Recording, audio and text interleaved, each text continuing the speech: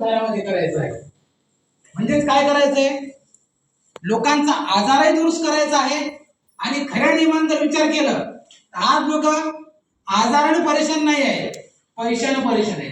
हा त्यांच्या घरातील पैशाचा जो आजार आहे हा आपल्याला काय करायचा आहे, कायमचा दूर करायचा आहे.